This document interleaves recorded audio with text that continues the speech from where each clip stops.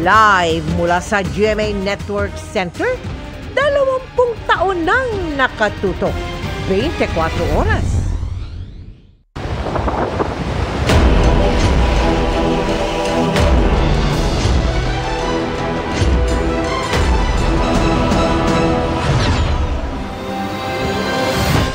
Magandang gabi po, Luzon, Visayas at Mindanao.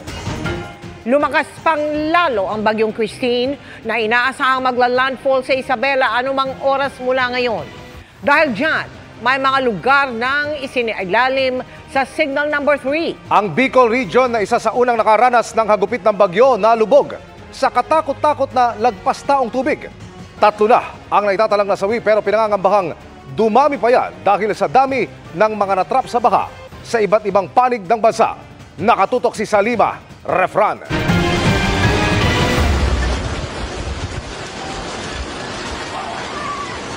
Daing ng saklolo sa gitna ng dilim at malakas na ragasa ng lagpas taong baha. Yan ang umalingaw-ngaw sa bahagi ito ng Barangay Iraya Sur sa Uwas Albay kagabi. Ayon sa uploader, marami ang natrap sa kanilang bahay sa biglaang taas ng tubig. Update today, guys. Nangangatog na rin sa lamig ang residente ito sa Pulangi na naghihintay ng tulong habang nasa bubong ng kanyang bahay. Dahil sa dami ng nangangailangan ng tulong, di na magkanda-ugaga ang rescuers sa nagkakasa ng kabi-kabilang operasyon.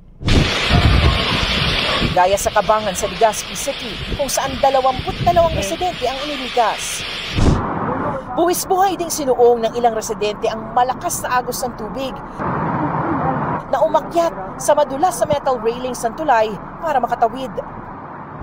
Katakot-takot na ragasadi ng tubig ang naranasan sa Barangay Bonbon sa Libon. Kaya ang ilang residente nagsiakyatan na rin sa bubong. Sa ilang bahagi ng bayan, yero na lang ang kita. Ang uploader na ito, nakisilong na lang sa kapitbahay na may 3rd floor. Ang Biak na Bato Bridge hindi na rin mapapakinabangan dahil nawasak. Sa bayan ng Piodoran hanggang dibdibang baha. Ayon sa uploader, ligtas naman ang mga residente sa lugar pero ilang bahay na ang nasira. Sa Ginobatan, hindi lang sa baha lumubog ang bayan, kundi pati sa buhangin at mga bato na galing sa Bulkang Mayon.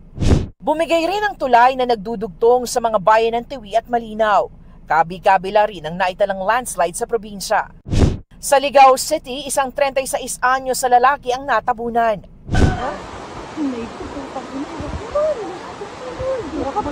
Kalunos-lunos naman ang sitwasyon ng lalaking ito na nakayakap na sa puno ng nyog para hindi matangay ng malakas na ragasan ng baha sa Nabua, Camarines Sur.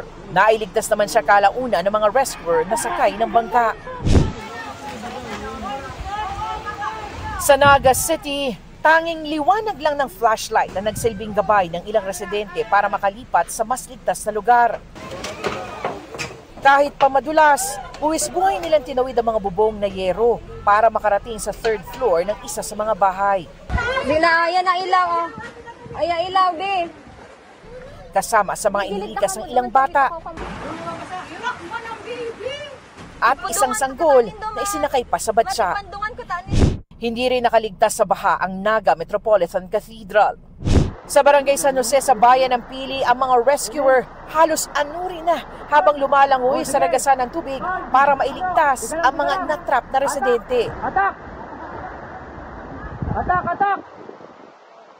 Oh, dandan! Dandan! Isa-isa ring sinasagip ang mga residenteng lumikas sa bubong dahil sa taas ng baha. Halos na ngayon naman ang malakas sa agos ng baha ang lalaking ito na isinakay sa bangka. Balsa naman ang gamit sa pag-rescue sa La Purisima sa parehong bayan. Sa bayan ng Bato, nagmistulang dagat ang kulay putik na baha na nagpalubog sa unang palapag ng mga bahay. Sa drone shot na ito, kita kung gaano kalawak ang pagbaha sa bayan na nagmistulang dagat na. Left side, hawak sa lifeline. Sa gitna ng hagupit ng bagyong Christine sa Sorsogon, isang babaeng malapit ng mga anak ang sinagip ng Philippine Red Cross. Isinagay siya sa stretcher habang tinatawid ang rumaragasang baha. Ligtas naman siyang nadala sa ospital. Hindi rin madaanan ang ilang kalsada sa bayan ng Bulan. Ang 2 lalaking ito isinagay ng isang aso sa icebox para mailigtas. Sa gitna ng walang tigil na pag-ulan, 4 na bahay ang natabunan ng landslide sa Jose Panganiban, Camarines Norte. Wala namang nasaktan dahil maaga raw nakalikas ang mga residente. Para sa GMA Integrated News, Sanima Refran, nakatutok 24 oras. Isa sa mga pinakanapuruhan ng bagyong Christine sa Bicol Region, ang Camarines Sur, kung saan katumbas ng halos 3 buwang ulan ang bumuhos sa loob lang ng 24 oras. Mula sa Naga City, nakatutok live si John Consulta. John, kamusta na ang sitwasyon dyan? Mel, malaundoy na pinsala ang tumambad sa mga taga Naga City matapos ngang manalasa ang bagyong Christine sa kanilang lungsod. Rumaragas ang baha ang sumulubong sa aming pag-iikot kagabi habang papalapit ang bagyong Christine sa Camarines Sur. Sa sobrang lakas ng agos ng tubig mula sa umapaw ng ilog, di na makausad ang ilang motorsiklo at e-trike.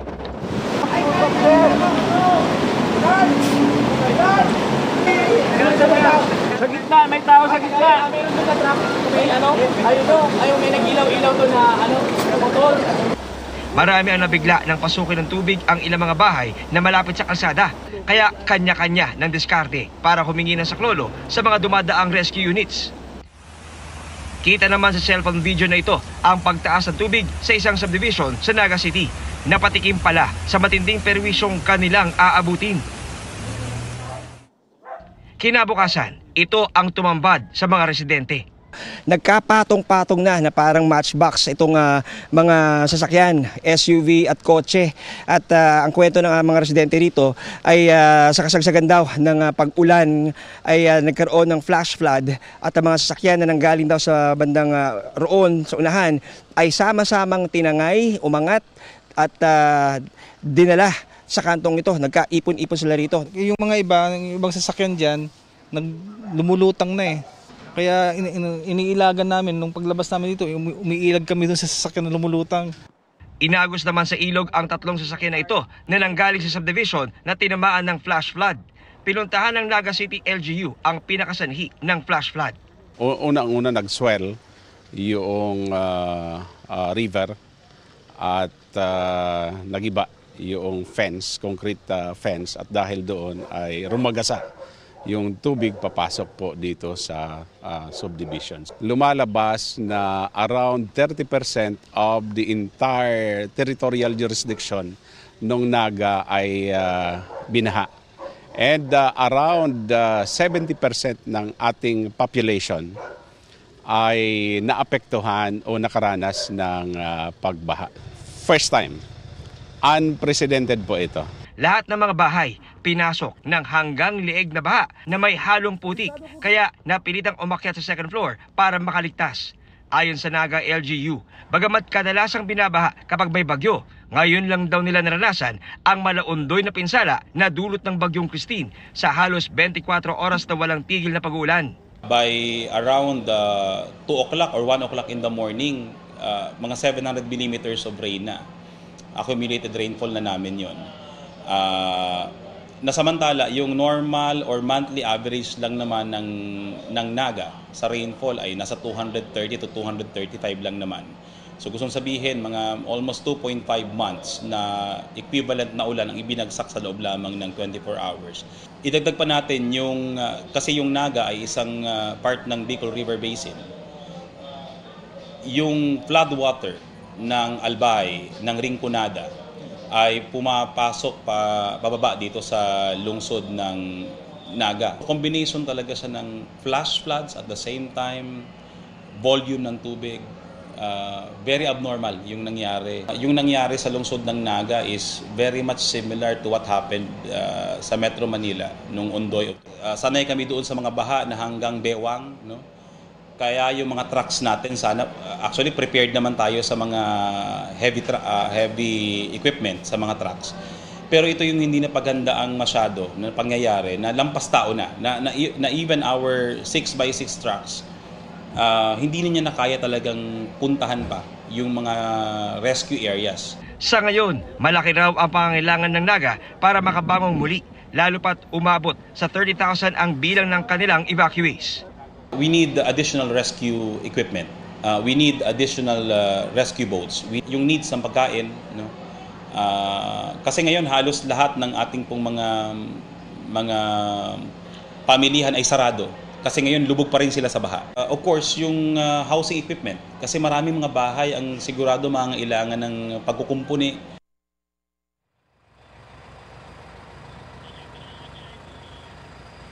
Sa mga oras na to, Mel, ay wala pa rin kuryente sa buong lungsod ng Naga at ang mga establishmento tulad ng sa akin likuran ay pinatakbo lamang, pinapailaw ng kanilang mga generator set. At sa ngayon ay pahirapan din ang pagbili ng mga basic needs at mga supplies dahil marami sa mga establishmento ay sarado pa rin hanggang ngayon. Yan ang latest. Balik si Mel.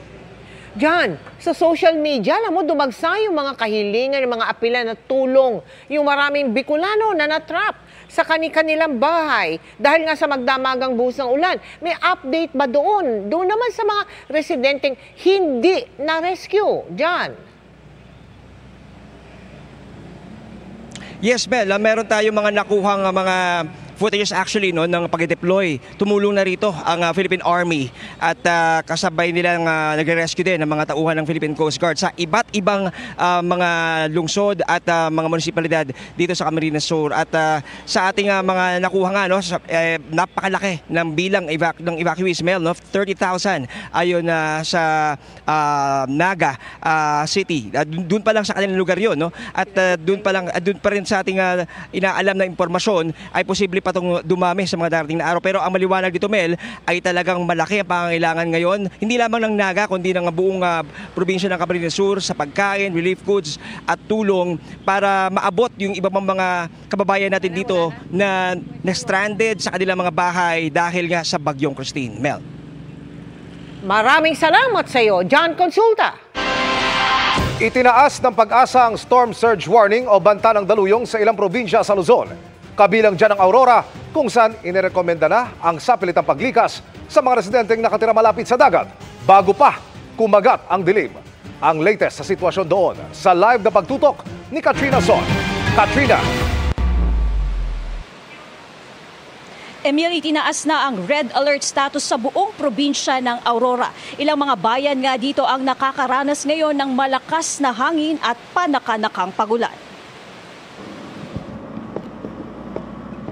Natumbang mga puno ng saging, nabaling mga sanga, at nagkalat na mga dahon ng halaman. Ito ang bumungat sa mga residente ng Barangay Borlongan sa Dipakulaw, Aurora. Ang 84 na taong gulang na si Valentina Sampaga Valdez napaiyak umano sa sobrang takot. Di raw niya inasahan na babayuhin na sila kaninang madaling araw ng malakas na hangin. Natatakot ako sa hangin. Saka ang mga pagaspas ng mga lumilipad na yung mga gamit. Ayaw ko pang mamatay. Si Hilario Padua naman, natulala na lang daw habang pinagmamasdan ng mga tanim niyang puno ng papaya na nasira at di na mapapakinabangan.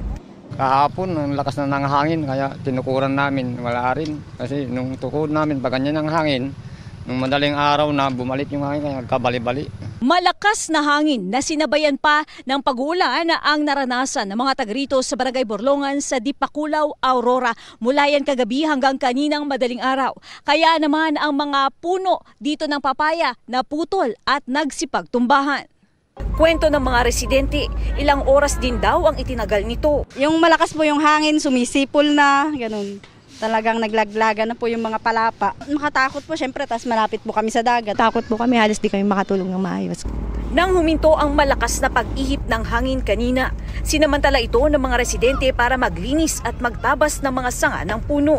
Para po mabawasan yung sanga niya para kung malakas man yung hangin, hindi matumba. Kagabi pa lang po, malakas na kasi, lalo na po kaya pagka nandyan na talaga siya. Simula kahapon ay nagpatupad na ng preemptive evacuation sa ilang bayan dito, kasama ng ilang mga barangay sa Dinalungan, Kasiguran, Dilasag at Dipakulaw. Pinag-iingat din sila sa storm surge. Sila po yung prone at based doon sa track ng Pag-asa ay sila po yung malapit doon sa mata. Sa Baler, Aurora, inirekomenda ng Aurora PDRRMO sa Baler LGU ang pagpapatupad din ng forced evacuation sa Barangay Sabang at Sitio Castillo. Emil, dito naman sa Kasiguran sa Aurora, tuloy-tuloy ang ginagawa ngayon na preemptive evacuation sa 9 na barangay. As of 5 p.m. kanina, nasa mahigit 60 families na yan o nasa mahigit 200 individuals. Inaasahan daw na, Emil, na habang dumidilim pa ay mas darami pa raw ang mga mag-i-evacuate. Emil? Katrina, ngayong gabi inaasahang magla-landfall ang bagyo sa Isabela. Kamusta na ang lagay ng panahon dyan sa Aurora?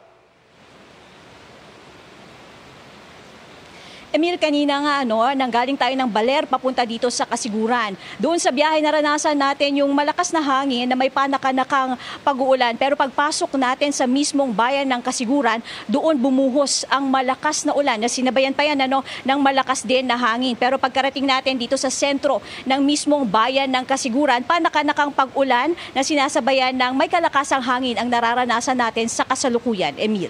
Kat, ang sabi mo kanina nagpatupad na ng preemptive evacuation pero may mga residente pa rin bang hindi lumilikas? At kung sakali, ano ang magiging aksyon ng mga otoridad?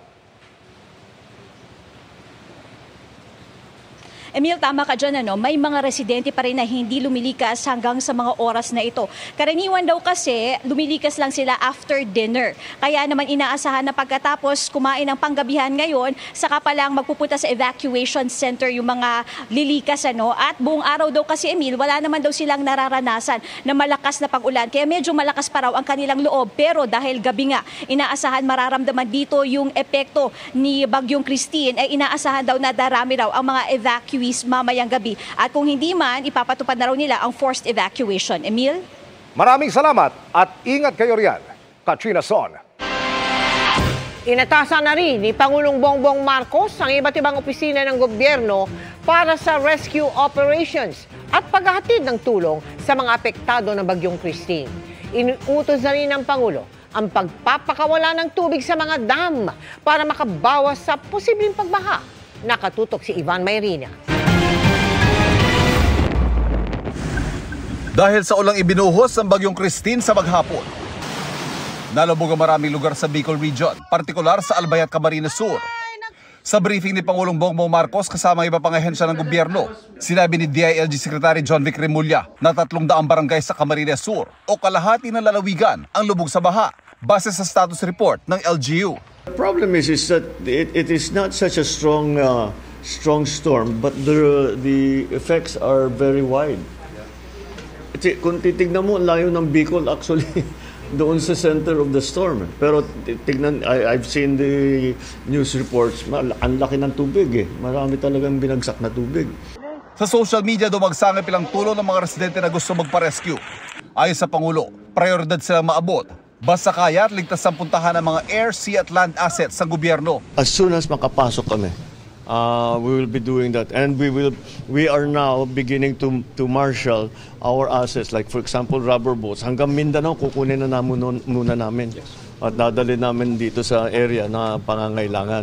Malawak din daw ang nag-eepekto ng bagyo sa mga power lines. Karamihan sila dyan patayan muna ng kuryente para sa kaligtasan ng mga residente. And we are focusing right now on the Bicol region, in the Naga City area, Iriga City area, and Sorsogon area. Although there were transmission lines that were affected, we are left with one big transmission line, 230 kV na lang ang kailangan ibalik, and six lines ng 69 kV. 29 ECs are in partial power interruption and 6 ECs are in total power interruption. There are 970,814 affected consumer connections po. Sapat naman daw ang stockpile o imbak na food packs ng DSWD na maaga na raw na ipadala sa mga rehiyong daraanan ng bagyo. Sa mga lugar na mahirap abutin, gagamitin ang puwersa ng Armed Forces of the Philippines. Ang Department of National Defense naman nakipag-ugnayan na raw sa Singapore. Mariring humingi ng tulong sa mga kapitbahay sa ASEAN tulad ng Indonesia, Malaysia at Brunei para sa paghahatid ng tulong sa mga nasalanta. Pinagagamit ng Pangulo ang mga EDCA sites para rito. They are prepared to provide, number one, from the AFP, airlift, kasi may yung mga kalsada hindi pa madaanan. And number two, they are continuing, the AFP is also continuing to monitor the situation so that we will be able to activate the EDCA sites which were put there specifically for this purpose. Ang DTI naman nagpaalala ng price freeze sa mga pangunahing produkto sa mga lugar na nasa state of calamity. Lalo't sa Luzon, inaasahang tatawid ang bagyong Christine kung nasaan ang karamihan sa mga reservoir. Utos ng Pangulo para makabawas sa baha. Maybe if what we can do is do a measured response. Kahit hindi pa high water level, magbitaw na tayo ng kaunti. Pababain na natin na hindi apektado yung mga downstream communities. Magbitaw na tayo ng tubig para pagdating ng malakas na ulan, mababa na, hindi naman mababa, pero mas naibaba natin yung tubig. Alas 3 ng hapon kanina, nagpakawala na ng tubig ang San Roque Dam. Alas 6 ng gabi, ang Ambuklaw. Nauna naman nagpakawala ng tubig, ang Binga. Para sa GMA Integrated News, Ivan Mayrina, nakatutok, 24 oras. Suspendido pa rin ang klase at trabaho sa ilang lugar bukas, October 24 dahil sa bagyong Christine. Sa Metro Manila, walang pasok sa lahat ng antas sa parehong pampubliko at pribadong paaralan sa mga lungsod ng Marikina, Valenzuela, Mandaluyong, Maynila at sa Quezon City. Suspendido rin ang klase sa Bulacan, Pampanga, Tuguegarao sa Cagayan, Antipolo, Cavite, Batangas at buong Bicol Region. Suspendido rin ang pasok sa munisipyo ng Valenzuela City, sa mga pampubliko at pribadong tanggapan sa Bulacan at sa gobyerno ng Pampanga at sa Bicol Region.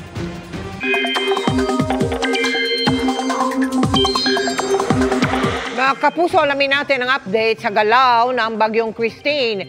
Makakasama pa rin natin ngayon si Amor La Rosa ng GMA Integrated News Weather Center. Amor?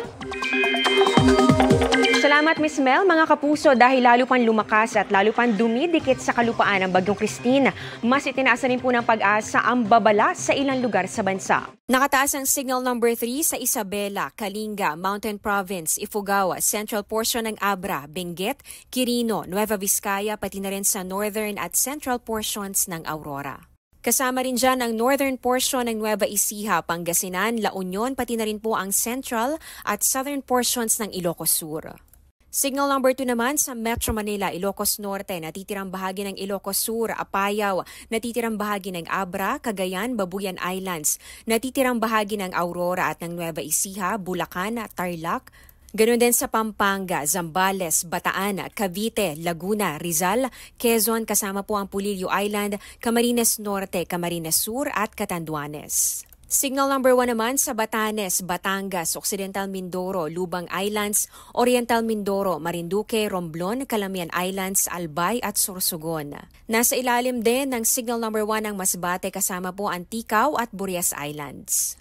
Signal number 1 din sa Aklan, Capiz, Antique, Caluya Islands, Iloilo, Guimaras, northern portion ng Negros Occidental at northern portion ng Negros Oriental. Signal number 1 din sa northern at central portions ng Cebu, kasama po ang Bantayan at Camotes Islands, Bohol, Eastern Samar, Northern Samar, Samar, Leyte, Biliran at Southern Leyte. Nasa ilalim din ng signal number 1 ang Dinagat Islands, Surigao del Norte, kasama po ang Siargao at Bukas Grande. Huling nakita po ang sentro nitong severe tropical storm Christine sa layong 175 kilometers silangan po yan ng Ethiague, Isabela. Taglay na po nito ngayon ang lakas ng hangin na 95 kilometers per hour at pagbugsong papalo naman ng 115 kilometers per hour. Pan-northwest po ang kilos ito sa bilis naman na 20 kilometers per hour. Inaasahan itong tatama sa Isabela ngayong gabi o kaya naman po ay bukas ng madaling araw kung mapanatili po nito yung bilis o direksyon nito ngayon. Sunod po nitong tatawirin o tuloy-tuloy na po ito nga dadaan dito sa Northern Luzon. Lalabas yan dito sa may Ilocos Region hanggang marating na po ang West Philippine Sea. At sabi po ng Pag-asa, pwedeng Biyernes ay nasa labas na po ito ng Philippine Area of Responsibility. Pero mga kapuso, depende pa rin po yan sa magiging pagbabago po sa pagkilos nito sa mga susunod na oras. May banta ng storm surge o daluyong sa Ilocos Region, Pangasinan, Cagayan Valley, ganoon din po dito sa may Zambales, Zambales, Aurora at ilang bahagi ng Quezon. Sa loob po ng 24 oras mga kapuso, naitala po ng Pag-asa ang 528.5 millimeters of rain. Diyan po yan sa Daet, Camarines Norte. Ibinuhos po yan sa loob lang ng 24 oras. So isang araw, pero mas nahigitan pa po nito ang pang-isang buwang ulan kapag ganitong Oktubre. Pero hindi lamang po sa Daet, Camarines Norte dahil kanina lang po naiulat din natin na dyan po sa Albay at iba pang bahagi ng Bicol Region talaga naman pong mataas itong naitala na rainfall. Ngayon, bakit nga ba ganito katindi yung mga pag-ulan doon? Paliwanag po ng Pag-asa, mabagal po yung galaw ng bagyo bago po yan tuluyan lumapit dito sa may bahagi po ng Northern Luzon. Ito po yung satellite image natin kahapon, talaga pong nababad po yung Bicol Region sa mga kaulapan na daladala nitong bagyong Christine. Kaya po sila po yung pinakang napuruhan ng mga pag-ulan, yung pong mga matitinding pag-ulan na daladala nitong bagyo.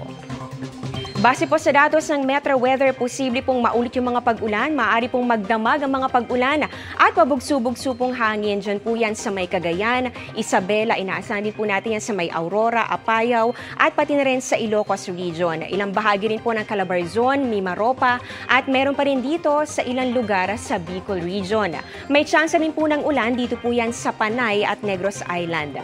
At inaasahan din po natin yan dito sa may Samar and Leyte provinces. Kaya naman po, doble ingat pa rin mga kapuso. Bukas ng umaga, posibleng ulanin pa rin ang halos buong Luzon. Kitang-kita po dito, meron pa rin pong iba't ibang kulay sa mapa ng Luzon. Halos matakpan pa rin po ang ating mapa. Ibig sabihin po niyan, heavy to torrential rains pa rin. Dahil nakikita po yun po natin, meron pa rin pong orange, meron din pong kulay pula. So yan po, mga matitinding pag-ulan pa rin po yan mga kapuso. Inaasahan din po natin yan dito sa ilang bahagi ng Western Visayas. Posibleng magtuloy-tuloy po yan sa hapon, pero unti-unti namang mababawasan. Pagsapit po ng gabi, makikita po ninyo compared kanina dun sa isang mapa, medyo nabawasan po ang mga pag-ulan, maliban na lang sa bahagi po ng Central Luzon, kaya ingat pa rin. Sa Metro Manila, makulimlim at mataas pa rin po ang tsansa ng ulan maghapon bukas kung yan pong itong bagyong Christine magtuloy-tuloy po yung kanyang kasalukuyan track. Kaya naman po mag-monitor pa rin po ng ilalabas na rainfall warnings ng Pag-asa. Mababa naman ang tsansa ng ulan sa Mindanao, maliban lang po sa may Zamboanga Peninsula, Northern Mindanao, Barm, pati na rin po dito sa ilang bahagi ng Soc-Sargen. Samantala mga kapuso, hindi pa man nakakalabas ng Philippine Area of Responsibility yung bagyong Christine na kung may bagong weather disturbance na posibleng mabuo ayon po sa Pag-asa. Sa labas naman po yan ng Philippine Area of Responsibility, pero may chance rin po na maging bagyo. Ngayon kung papasok man po yan dito sa ating PAR, posible po na dito lamang yan sa may northeastern boundary o sa may kanto lamang at tutumbukin naman ang bansang Japan. Pero medyo malayo pa po yan at posible pang magkaroon ng mga pagbabago. At yan ang latest sa lagay ng ating panahon. Ako po si Amor La Rosa. Ito ang GMA Integrated News Weather Center. Maasahan anuman ang panahon. Dumako naman tayo sa Isabela kung saan itinaas ang signal number 3 dahil sa inaasahang paglandfall ng bagyong Christine. Ang mga pagkakanda roon, silipin natin sa live na pagtutok ni Jasmine Gabriel Galban ng GMA Regional TV. Jasmine! Emil, sa mga oras nga na ito, ramdam na ang epekto ni Bagyong Christine sa probinsya ng Isabela. Tuloy-tuloy na ang buhos ng ulan na may kasamang malakas na hangin.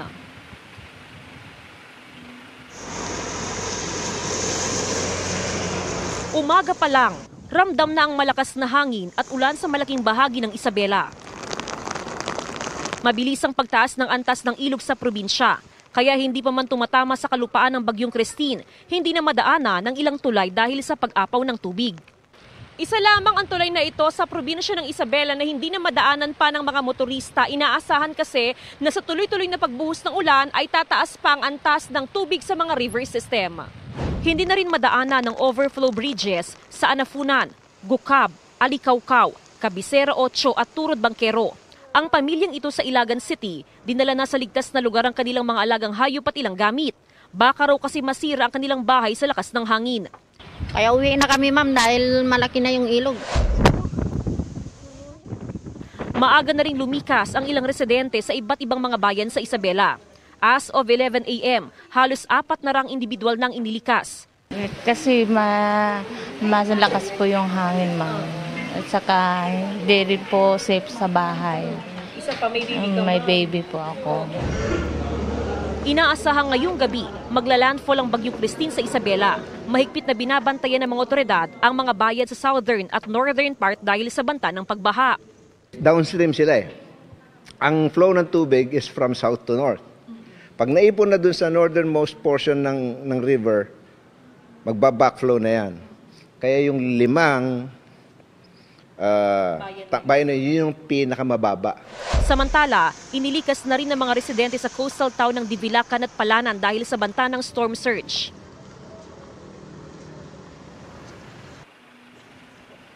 Emil, as of 5 p.m. monitoring ng PDRRMO Isabela ay 7 tulay nang hindi madaanan ng mga motorista matapos nga na umapaw yung ilog. Ibig sabihin, mabilis yung pagtaas ng antas ng river system, partikular ng Cagayan River. As of now, ilang lugar na rin sa probinsya ng Isabela ang walang supply ng kuryente. Emil?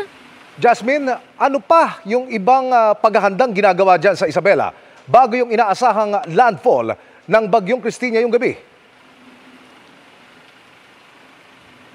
Actually, Emil, kahapon pa lamang ay tuloy-tuloy na yung preparasyon na yung paghahanda ng iba't ibang LGUs, ganoon din ng provincial government dito sa probinsya ng Isabela. Number 1 sa kanilang ginawa ay i-identify yung mga lugar na dadaanan ni Bagyong Christine. After ma-identify, doon sila naglagay o nagpreposition ng mga rescue vehicle, rescue equipment at mga rescue personnel in case na kailanganing magresponde ngayong gabi. Pangalawa, Emil, sa pinaka-importanteng ginawa ng PDRRMO, ay yung implementasyon ng preemptive evacuation. Mas mainam na sa paglandfall ni Bagyong Christine ay nasa ligtas ng lugar ang ating mga kababayan. Ayon sa PDRRMO, sa ngayon wala na sila naging pagkukulang doon sa preparasyon at yung pagbibigay abiso sa ating mga kapuso. So sa ngayon, nakaantabay na lamang ang PDRRMO, ganun din tayo doon sa posibleng epekto ni Bagyong Christine at syempre kasabay niyan yung panalangin na maging ligtas ang lahat sa banta ni Bagyong Christine. Emil. Amen. Ingat at maraming salamat. Jasmine Gabriel Galban ng GMA Regional TV.